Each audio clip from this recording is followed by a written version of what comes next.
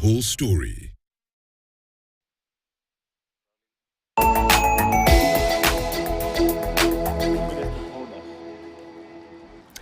All right, welcome back. This is the tail end of the program, 8 o'clock on the nose. We want to continue pace with the ITIM's sort of compliance that we have a new bill that is coming up.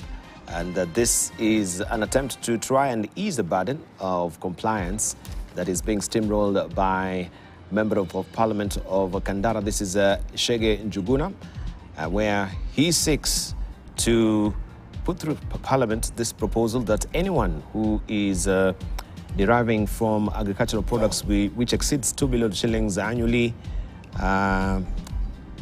according to the Tax Procedure Act 2015, is amended in Section 23A by inserting a new paragraph that will seek to exempt or maybe give a relief to farmers who are actually earning a turnover 2 million shillings annually. So, Bill Okero, you are to just put this into perspective, and we've seen these items has been a huge debate. The government also speaking from both sides of the mouth.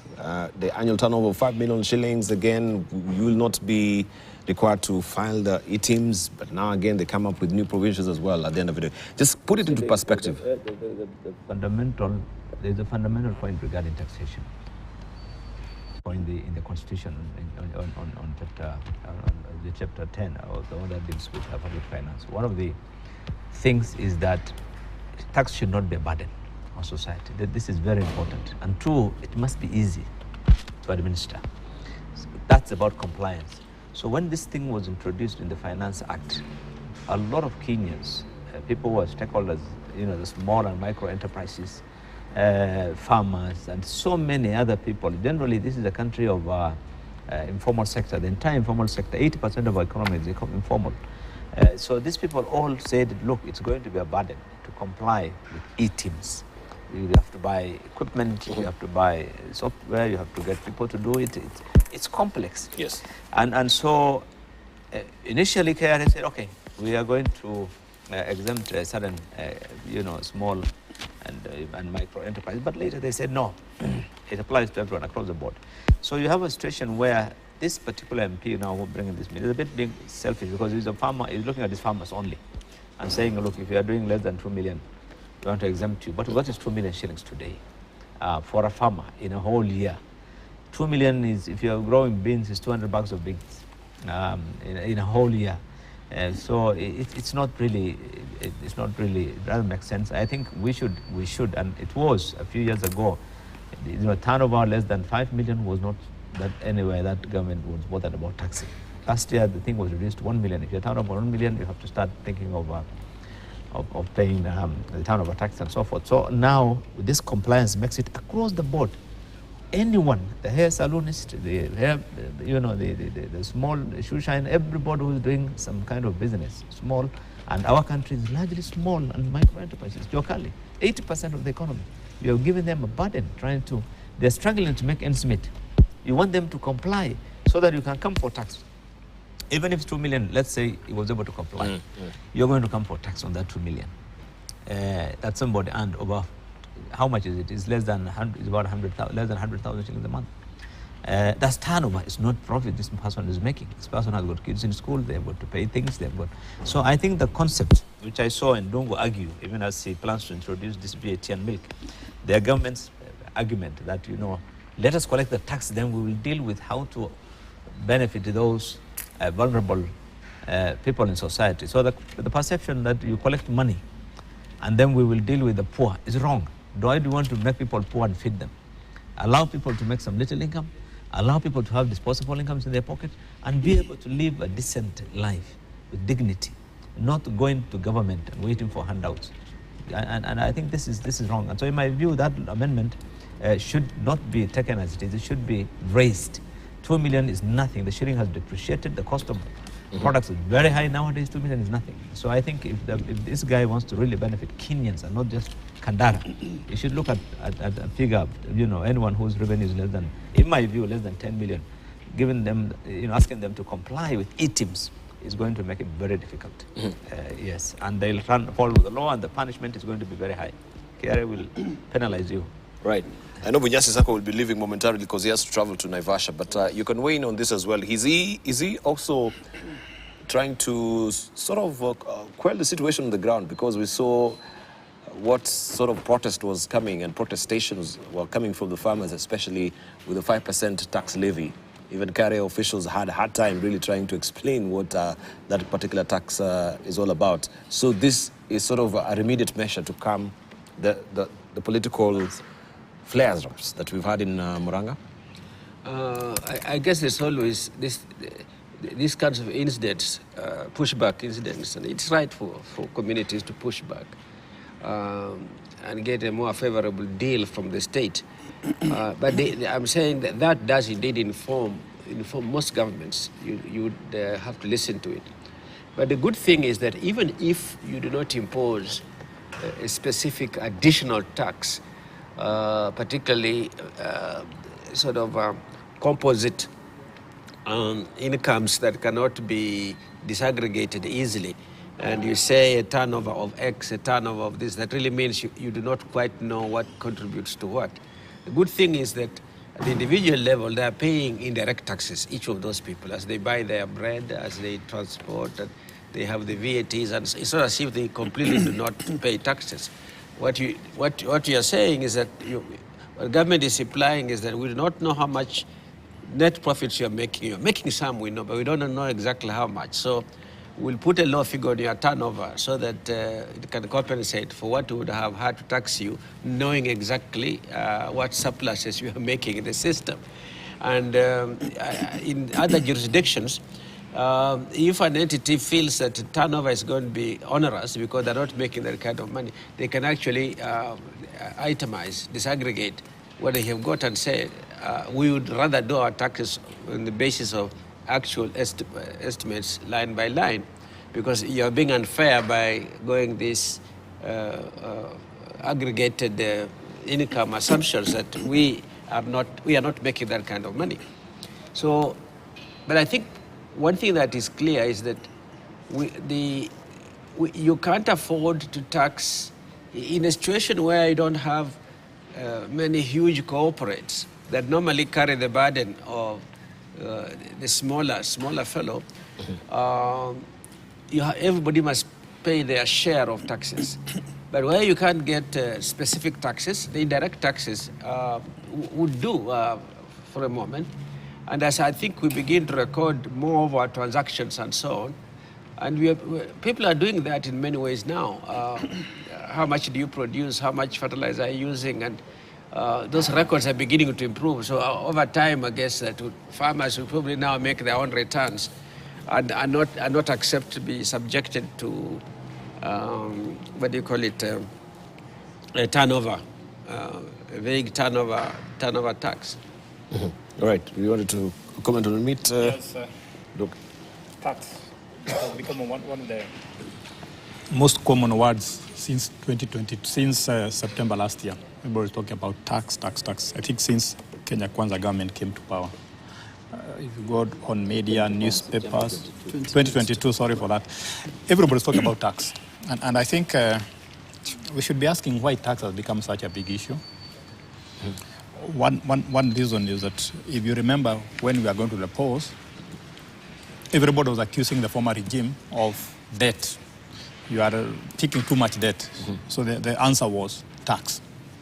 But I think the way it was approached can be improved. Mm-hmm. For example, some of you have tried to file taxes, all of you here. If you try to file taxes, just filing tax is already a problem by itself. It's very complex. Mm-hmm. So I agree with Bill Carroll that tax correction, tax filing should be as easy as possible. That makes it hard. That makes it easy for people to comply. If it is easy, if it is straightforward. Mm-hmm. My big concern is once you keep on giving these targets, 2 million, 3 million, 5 million, and so on, a lot of people will never reach that threshold. Because if I know once by turnover reaches 3 million, I'll start paying taxes. Mm-hmm. I'll probably start another small company that never reaches that. Mm-hmm. So people will deliberately not grow to that size. And that's why very efficient tax correction, tax filing should be our target. Number two, I think I remember DP talk saying that we are going to look at these e-teams for the farmers. And you can clearly see a political reaction. Remember, these farmers who are being told to start fighting using ATMs are the 2027 voters. So you don't need to avoid them. So clearly there's a political angle to this.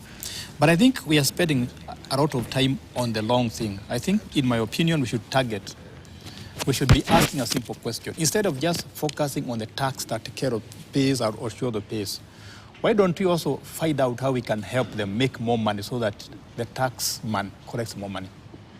And I think that's one problem we have had, that we don't spend enough time helping the business people, the entrepreneurs, make more money and improve the environment so that we make more money. So if I'm making so much money, then 2 million is not a problem to me, I'll pay it.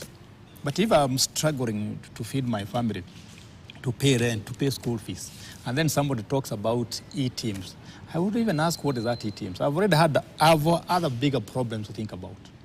So let's help people make money. Let's improve the money-making environment so that we make money and pay taxes. And that includes, by the way, and business people will tell you, getting refund on time. Mm-hmm. But once I get my VAT or any tax refund, I put it to use and the economy expands. Yeah, but that is a pipe drip right now, getting your VAT as it stands. Government, I think it owes almost, I don't know how many billions as it is, but they were talking about rebates instead of getting your VAT refunds.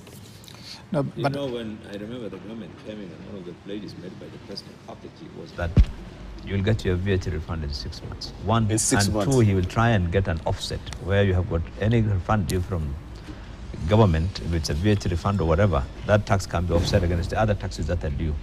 Both of them have not worked. So you have a situation where you want from the government hundreds of millions, but there's an amount payable from income tax or from other forms of tax, not VAT, but you can't get it. You can't offset it. So they want their money this hand, but on this other one, they don't want to give you back the money that is due from them. And if you want your refund, they'll probably audit you again. Of course, the audit is non-stop. In fact, that makes it's about making the process longer. That's the whole idea. So that at every stage, there has to be a complete audit. Every time there's one more payment required, they have to do an audit again, just to buy time, so that the whole process is made longer. But I think the reality is that it doesn't work, that government owes contractors, suppliers already hundreds of billions in payments that have not been made for services or goods that have been delivered. Then you have tax refunds due which you are not paying. And so it's really very, very painful. I mean, I'm in business. I know I owe hundreds of millions from the government in tax refunds, but you can't get it. You just have to wait. All right. Okay, let me just give it a sort of a breather bit, and we see what is happening in the world of automakers, where we have organizations coming up with the strategies to cushion customers against continued rise of inflation as individuals and businesses continue to grapple with the rising cost of borrowing. And the extension of a partnership involving Isuzu Cooperative Bank and CIC presents a window for discounted cost of acquiring vehicles for businesses and schools.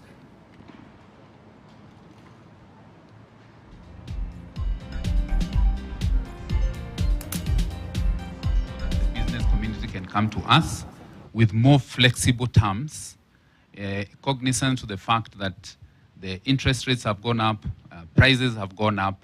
So we've come up with a product that we want to take out there to the masses to tell them these are the new terms. So come. We are seeing our customers are struggling now. They're looking for extended period in terms of repayment. They're looking for additional working capital to cushion them during this window as we are going through a change into now normal growth in our economy. And Motor agreed to give factories workers their biggest pay, that is Toyota, increase in 25 years on Wednesday, heightening expectations that the bumper pay rises will give the central bank leeway to make a key policy shift next week. Toyota, Panasonic, Nippon Steel and Nissan were among some of Japan's Inc.'s biggest names that agreed to fully meet union demands for pay hikes. at annual wage negotiations that wrapped on Wednesday. The talks, long, of course, defining features of the usual collaborative relationship between Japanese management and labor, are being closely watched this year. That is the latest development that we do have, of course, from the motor industry. But I wanted just to come to Bilo. There's a very interesting headlining to story today that we need to talk about, especially when it comes to the local content. People have been decrying the way the government has been navel-gazing on the contracts just being given to Japanese firms. And on the front page of a Business Daily today is all about the small firms. The director may just pick it up. Given window to share big state tenders.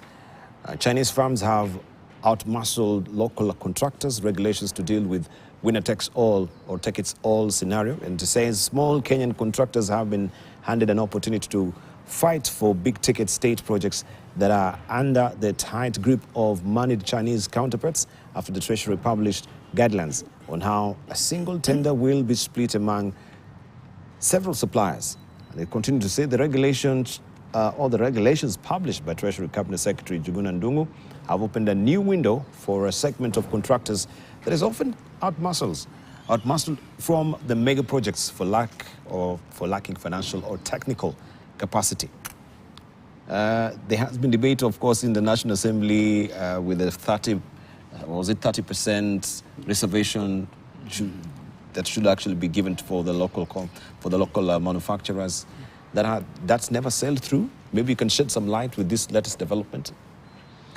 Well, I think this is, of course, a good move to try and encourage the local farms. It's a matter that has been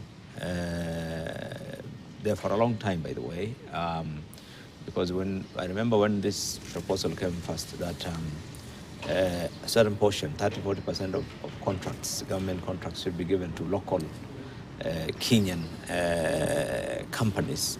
We looked at that time the situation in Zambia and a few other countries in Africa where that provision actually exists and it works to kind of protect the local companies from these international businesses that were taking most of the jobs. But this was done also when we were cognizant of the challenges by the local entrepreneurs, where sometimes lack of capacity, lack of capital, and sometimes just, not for lack of both, but inefficiency, you don't get, like we've seen it in roads. Mm-hmm. A local company, you've seen those local companies that used to do most of the roads. Roads are left incomplete for many years. He has been paid 78% of the money. They're not completed, they don't have capacity, they have briefcase companies. So this challenge is there. So I think it's been very difficult to legislate effectively. And I think even this one, the challenge would be how this can be in reality enforced, even if the law is passed. It becomes very difficult. How do you share out a contract that has been won? And then you say, look, you can give 40%, and the other we share out with the other number 2, number 3 local company. For supply of these gadgets, you can say yes. Okay, let them provide 40% and the other 60%. But it's very difficult to implement because of 2 reasons. One, compliance with the law is focused on, I think, 2 primary things. One is to ensure that there is no corruption involved in the process. That's the main thing about the procurement law in the country. It's intended to ensure that, 1, we get value for money. 2, there's no, there's no fairness, that the company that has won, has won, and it doesn't get whatever. So if you now bring a law to try and say no, you must share. And this is what seems to be what the minister is saying in the regulations. It's going to be very difficult to implement. And 1, 2, then there's a risk that we don't get value for money. You are simply saying we're giving this company because it's a local company. We want to bring it on board. So that competitiveness also is going to be lost. So it's a challenge. That's why even the 30% law for women and youth has not been very effective, by the way. The it is there, the law is there, but it's rarely being implemented by the government officers when they are allocating, when they're tendering. They don't look at it. So it's largely it has not been very effective. How can they verify if people are using posture faces? Yeah, there are women provisions. and there are provisions. The company is owned by youth. The company is owned by women, and you have all the. You can put all the fronts, but it's not really owned by the women or the youth at the end of the day. But even if it was, then the challenges of capital was one. I remember. Then that's why there were women fund and youth fund to try and assist them. The performance bond issues. So many attempts were made to try and assist so that then they can apply for these jobs. But I think it's not been easy. One, because those people who are locating jobs, giving contracts, they have an interest. In government, you cannot just walk in, apply competitively without any influence to get a contract. It's a tall order. There has to be influence. Influence is the facilitation. That is where the challenge is. And so, but for me, this is a good idea, but I think if it can... It's a good idea, but it's not a new idea. It's not a new idea. Because it's not a new idea. Yes, so there has been attempts made before. Indeed. There is legislation. That's what I'm saying. Already in this regard. But the question of, practicality is where the challenge is. It's not very practical to enforce it.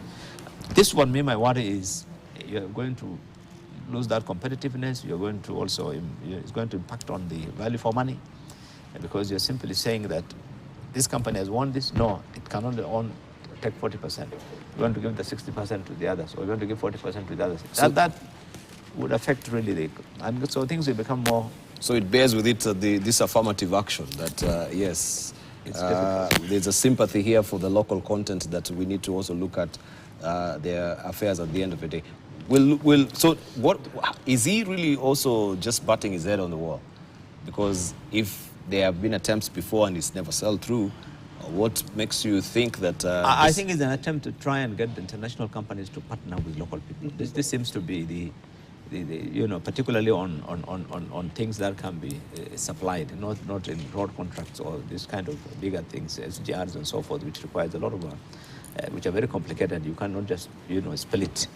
But I think what they are trying to do is that, look, as a local, they want, many times it happens, particularly on services and delivery of some goods, those goods, it's possible that the aim is to try and get those multinationals or those big companies to try and partner with local ones so that there's a local content, in the whole process. Mm-hmm. Right. The way I see it. Viraki.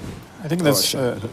I thought before we go to we discuss about these contracts, we should have talked about Toyota and Isuzu in the previous story. Okay. I was actually very mesmerized by the pay rise in Toyota, 25%. Really? I wish we can get that in Kenya, because that's a very good pay rise. No, it was 25 pay rise in 25 years. But it was a pay rise. Yeah, it's a pay rise. But it's still over a pay 25 rise. years. Over 25 years. But it's a pay rise. Yes. We should also be getting pay rise, yeah. Remember, Japan is so your operative word is a pay rise. That's what we want to... Japan is in recession, so if you probably give people... I think Japan has come out of recession right now. That was reported the other day. So if there is a recession and you give people money, there will be demand, and that can raise the country out of recession. So, but the other thing you should have mentioned is that these are Japanese cars, or these Japanese companies. And you can see how much grip they have on our economy. On contracts, I don't think I want to be given a contract by the government and then somebody dictates who I should subcontract with. Because chances are that I might be told to subcontract with the wrong people, inefficient, or because they are connected. So I think they're interfering with the rules of the market, as my colleague puts it. So if you give me a contract, I'm the one to decide who will be the subtenderers, depending on what they have done in the past and what they have not done in the past. But when you tell me I must do this and this, I think I see that as interference. I'm also wondering whether this also applies to international funders. If World Bank or another big corporation comes and funds a project in Kenya, is it also going to be told what to do with the contract they are giving?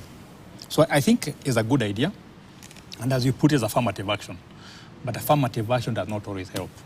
Because what we should be asking is, why don't we have big companies in Kenya that can compete with Chinese companies? Why have we not developed them? Because if you look at an area like roads, if you are building a road, a superhighway from Nairobi to Mombasa, what do you need? Concrete, cement, all those things are here. We have engineers. So why have we not developed the capacity? I think that's the question we should be asking. so that we can compete with Chinese or anybody who want to come and build or bid for contracts in Kenya. Right, Shemo The BAL, for me, beginning with the Chinese, the cooperation between Coop Bank and Isuzu, Yes. I support innovation and new ideas all the time. They may not be perfect, but when we are in a time of a hard economic crunch like now, it's good to be innovative. And companies collaborating to find solutions is the way to go.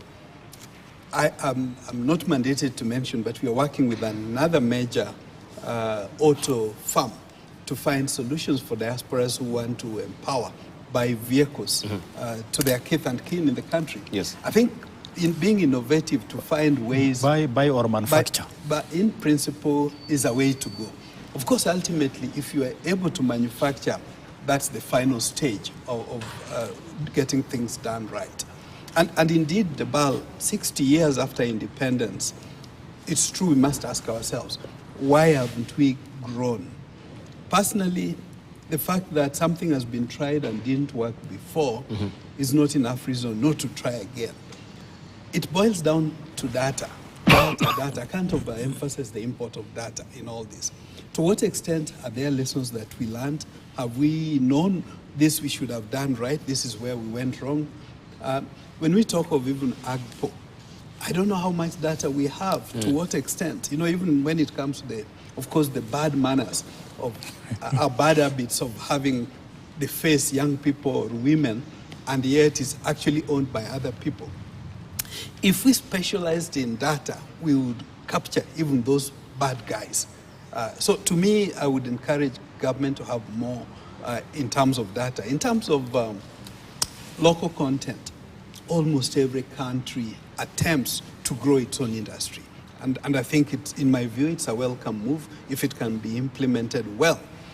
We can always demand that as companies bid, government doesn't compel you to work with ABC, but government insists that you must partner at least a component of what you're doing, whether 10%. There are many companies around that you can find. But above all else, we don't seem to insist enough on technology transfer. There are big contractors that they come with everything, their personnel, and we allow it to happen.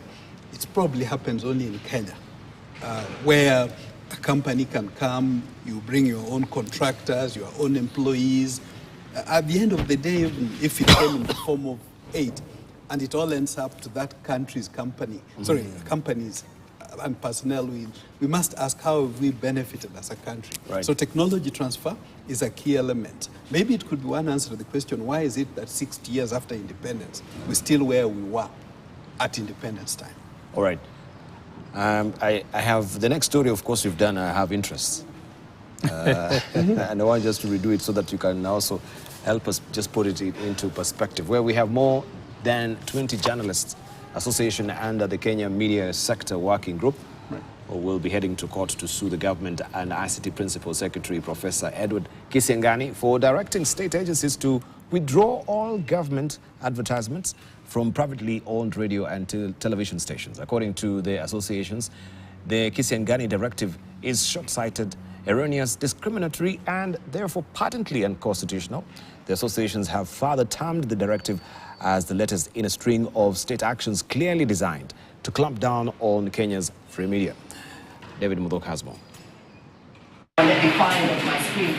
On Friday last week, ICT Principal Secretary Professor Edward Kisiangani issued a directive on behalf of the government that dealt private radio and television stations that have been earning from airing government advertisements a serious financial blow.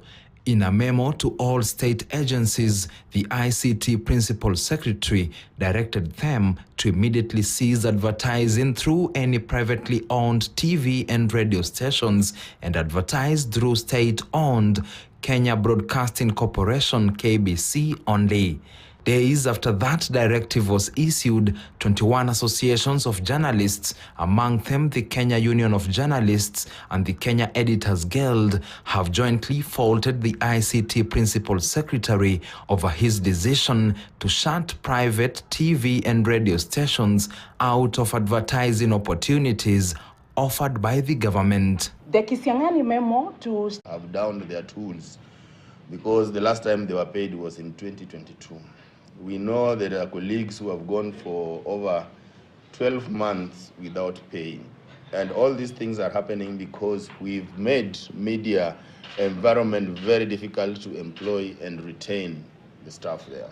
Terming the directive as unconstitutional, the associations under the Kenya Media Sector Working Group announced that they will take legal action against the government and ICTPS Professor Edward Kisiangani. Our lawyers are working on some papers so that we go to court, and I think once we file, you should be able to be notified that we filed in court, because all these policies, like we said, they will not go unchallenged. We'll challenge all of them. The Kisiangani directive came barely months after the ICT ministry directed state agencies to place newspaper adverts on the Star newspaper only, edging out other newspapers such as The Standard and Daily Nation that boast of a significantly higher circulation. The directive further comes amid a ton of assurances from President William Ruto that he will safeguard the freedom of media, issued before he was elected president and even after climbing to power. David Muthoka, KTN News, Nairobi.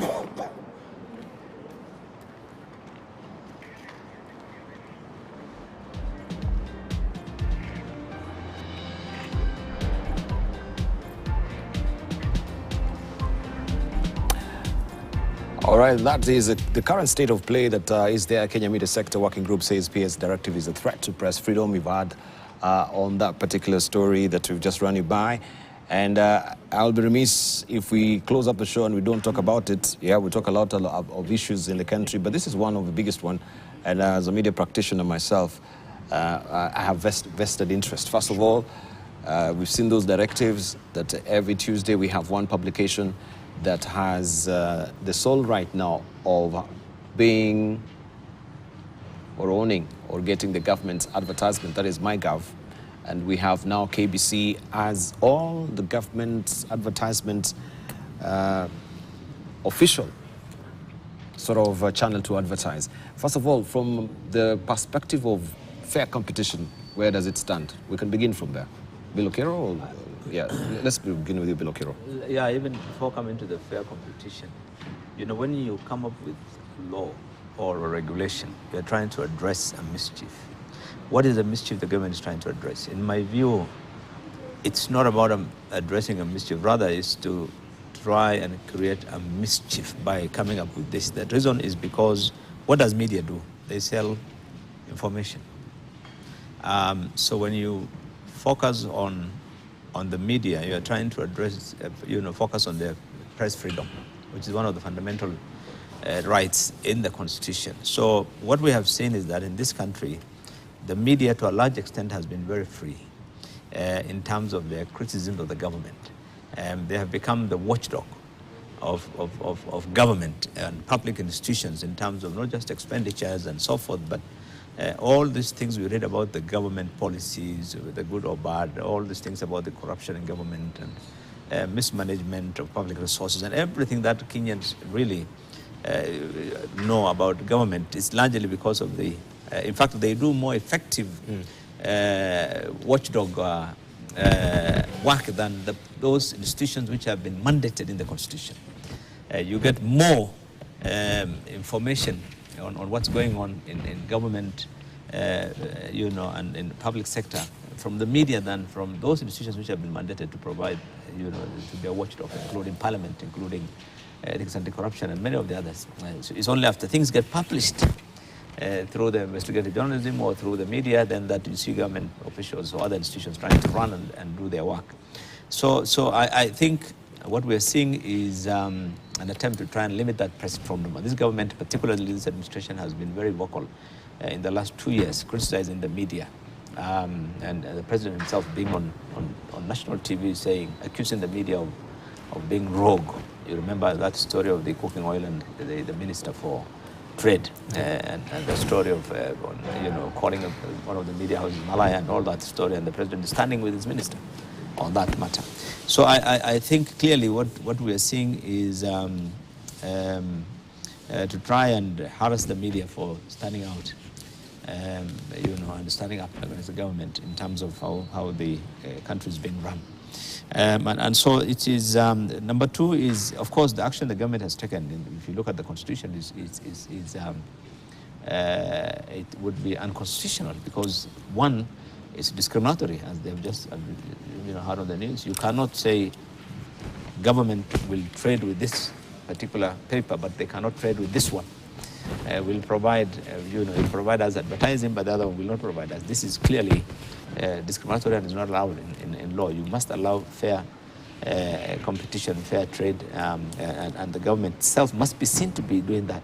The government is the one that is, in fact, I'm surprised that the Monopolies Commission and others are quiet. They should not allow the government to go ahead with this.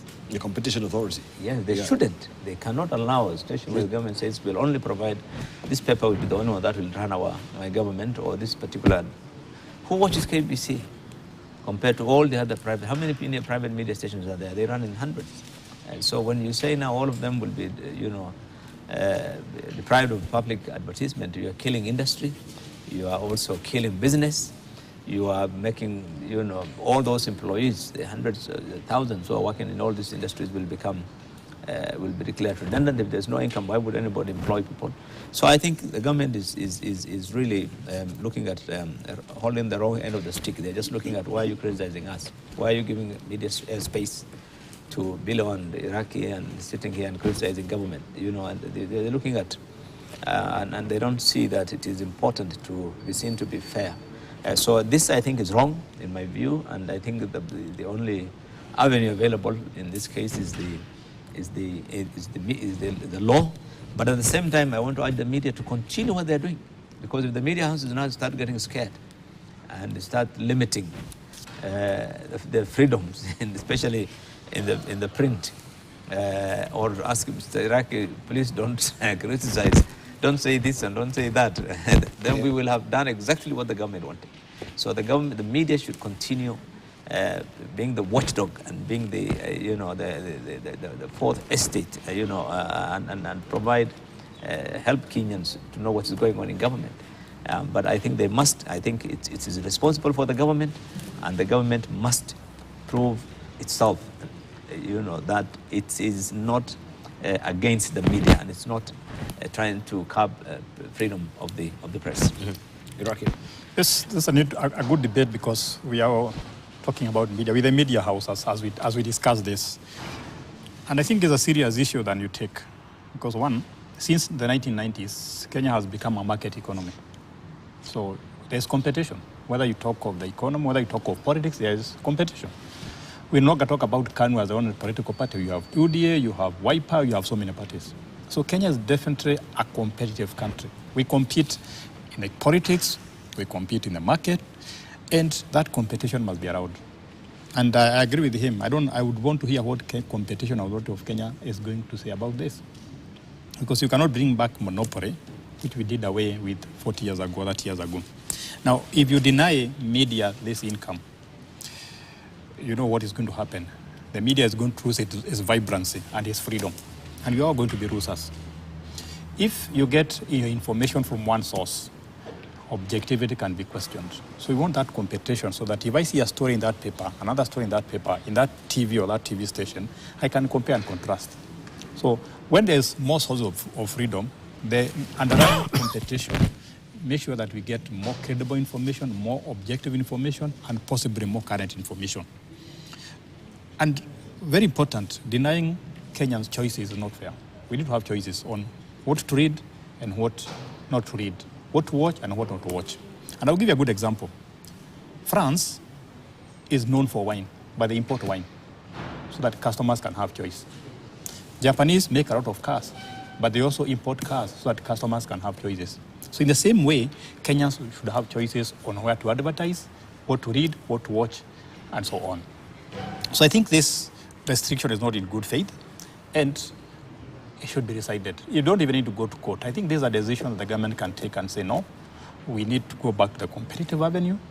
You remember there's a time, Carol will tell you, when you'd have to, the station was open at 5 a.m., KBC, and around midnight it was closed. Then we go to sleep. And around 5, you'd hear some signal telling you that the station is about to open. So we don't need to go back to that. Let's have this vibrancy. And very important, freedom is the oil of democracy, and I must add innovation. So why are we denying people freedom? By restricting the advertisement and so on. Because my fear is once they are through the advertisement, they are going to bring other issues, other restrictions. That's not the direction to make or to take 60 years after Uhuru or independence. Right. And media survives on advertisement, not on circulation anymore. I do want to believe that government should look at media as a partner, not as an adversary. Secondly, I don't think we're saying this just because we're the media house. In my earlier life as a member of parliament, Paul Mwite and I were very well known as good friends of the media, even when it was threatened then, working closely with the KUJ as well as the Editors Guild.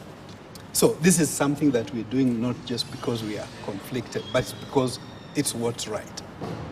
The BAL, for the government to reach out to its citizenry, media becomes pretty key. Maybe the third thing I should have added before I go into that is, government is the biggest customer, almost for any sector. In almost every country, government is usually the biggest client or customer. Now, if you're going to constrain that biggest customer from a sector, at a time when you're talking of promoting investment, you're promoting private enterprise, what signal do you send to even foreign investors that you're inviting to come in? The vibrant media is part and parcel of democratization, free press, free media. In fact, even when we talk of readership, viewership, and all, say particularly of readership, if you're not going to advertise in the biggest circulation media, and usually we know African practice, one newspaper like this is read, we shared by one person buys, you only have record of those, the circulation what was bought. But there are 5 to 10 other people who borrow that newspaper, particularly in the rural area, to read.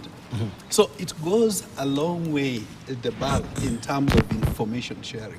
I must admit, the BAL, supporting public media, KBC, and all the others, wouldn't be bad. But in this particular case, we are supporting a print press that's not even public per se. Are we trying to hold the hand of one competitor to let the other play while we talk of free market economy? So government needs, in my view, to be a little more innovative. Of course, media itself needs to change also with time, and I think media is changing with time. We have one of our partners in Europe, virtually, that's online access to 2 billion viewers, not 2 million, 2 billion, a Kenyan outfit in the Netherlands. But even that has got to be gradual. Government needs to involve the media as a partner as we transition, because you can imagine how government policies will reach the public if all media went out of operation. It would be disastrous. It would be a national security issue. So my encouragement, and I agree with my colleagues, starving media of advertising is not right. Of course, there is need to have value for money, but let it be in a manner that you involve the major stakeholders. And above all else, let's consider media as investors that need to get a return on investment. Thank you. Bilo, even as we're winding up, maybe we need to go back and revisit where this is emanating from, and the government's trying to centralize, all the advertising that the government was putting out to all, maybe the media houses by then, and coming up with the government's advertising agencies as the center point of managing the advertising before. Because I think that has not really paid off in terms of even just paying back on the pending bills. Media houses are hemorrhaging. That is a known fact. Here we're hemorrhaging. The government has, even as they come up with these measures, we see it as, or we take it as, putting salt on already festering wound. Because you should actually, first of all, pay all the spending bills that you owe to all the media houses in the country in the first place, before you take all this, our channel one, all your advertising to one particular publication and one particular TV station. So the genesis began with my government or the government advertising agencies. Was that really called for, from your honest estimation? Yeah, I think when the government came up with this My Government, to try and decentralize all there has been, of course, concerns that had been raised those days before that the cost of advertisement to government is a lot and it's disjointed. There's a disconnect between various ministries and so forth. But at the end of the day, what do you have? You have a full supplement in a newspaper of advertisements. It did not reduce really the amount of advertisement that the government is doing. In fact, it increased. But I think that is not, I don't think that is the main reason behind this. I think it's clear to anyone that this thing is about the press freedom. It's about telling you, twisting your arm, my friend. You must go slow or you're not going to get advertisement. It's not the first time, by the way. There are several times before that the government has threatened that they will stop advertising. You remember the Minister for Trade mentioned this about a year ago, that we should not give, and they threatened that they were going to do this. It was all about the press freedom. It was all the criticism of the government that they were objecting to at the time. And so this in my view, really is not about the government saving. When you look at the expenditure on advertising in government, it's been increasing. It has not gone down over the last few years. In fact, it's been increasing significantly, especially since the county administrations came up with so many. Even today, even with all this, you find still counties and even other government state agencies advertising extensively. You'll see an institution called the Nuclear Something Board advertising about, and they have not even put up a nuclear whatever. A reactor. So that you'd see all manner of, so in terms of wastage, that's a different ballgame. I mean, they're not dealing with that. I think the issue is about press freedom. Today, the print media in particular, they don't survive on circulation. There's no country, even in the Western countries, it's only advertising that keeps media running. So I think this is all about press freedom in my view. It's not about, we cannot look at anything else. That is where the thing is that the buck stops with the boss. Thank you. He needs to do something about it. With a light touch, it's like Senator Bilo is taking with one hand and giving with the other. Press freedom means even nuclear power. When an American businessman said, I may not agree with what you're saying, but I must protect unto death your right to say it. Mm-hmm. Nuclear information people need to have. Are we making a final? I think he was giving an example. But you know what? If you follow that story of a nuclear, we were promised even to be having a nuclear reactor here in the country by 2024. Right? This is something that we've been talking a good game 10 years ago, I remember. As a young journalist. So we're still waiting for that nuclear reactor. Even as a small nuclear, it's a process. Yes. But you don't pronounce things, then you don't deliver. Because it's 2024, nothing in the offing. Yeah. Right? Let's just get our closing remarks to begin with you, Professor. I'm just wondering whether I should become an MP, because I've discovered all the people you bring to this panel are former MPs or former senators. So I feel very lonely. But that's a debate for another day. I think my closing remarks are simple and straight. The market has served us very well in the last 30, 40 years. Yeah. And we must let the market do its work. It brings efficiency, it creates jobs, it brings innovation, and whether it is in media or other sectors, we must let the market do its work. We should not stifle the market. Thank you. Right. Debal, all roads are leading to Kakamega next week, where they have the Kakamega International Conference taking place. But it's a time when we need to send the right signals to investors that Kenya is pro-business, is open for business, not the kind of things we are trying to do to the media. And that media freedom needs to extend to even the nuclear risk agencies, so that we start sensitizing Kenyans with the ultimate solution. Thank you. Right. Bilo, your closing remarks? No, I think, look, I want to call on the media to stand firm. Because at the end of the day, the government will need the media, as he said. Sure. They need it. They're the ones who are talking every day in rallies. And no one I know of in this country or elsewhere has won. No government has won a war against the media. They will lose. Because if this media starts standing on the government just to tighten them, they will be the ones who will be crying. So I think let's not go into that. I agree with what Iraqi says. Let's leave markets to do things. This government interference of tweaking of everything, every policy, I mean, just people don't have work. Every day is just tweaking on the policies that exist to try and see. I think it doesn't work. Thank you. We should not do that. Thank you. Gentlemen, I really want to thank you. Always a treat having these conversations on Thursday. I want to thank you for that very cogent, precise analysis we've had on the state of the economy. Also, in absentia, I want to thank Bujasi Sakwa, who's the chair of Kenya Development Corporation, has just left, Bilokero, political economist. Also, Professor Exen Iraki, professor at the University of Nairobi School of Business, and also Dr. Shemu Chodo, who is the chair of Kenya Diaspora Alliance. I want to just wind up by saying, of course, the famous expression by Pastor Martin Nimolo, who said, first they came for the socialist, and I did not speak because I was not a socialist. Then they came for, first they came for the communist, and I did not speak because I was not a communist. And first, also they came for the socialist, and I did not speak because I was not a socialist. Then they came for the trade unionist, and I did not speak because I was not a trade unionist. And then they came for the Jews. I did not speak because I was not a Jew. Then they came for me, and there was no one to speak for me because there was no one who was left. So if we don't speak for the media as well, who will speak for this industry if we don't open our mouths and speak? Thank you very much for your valued company. I really do appreciate. And let us keep up the spirit of free speech and free media in this country that is making the country, of course, be all the wiser as far as running of government is concerned. Thank you very much for your valued company. My name is Dibala Nair. News Diary is up next.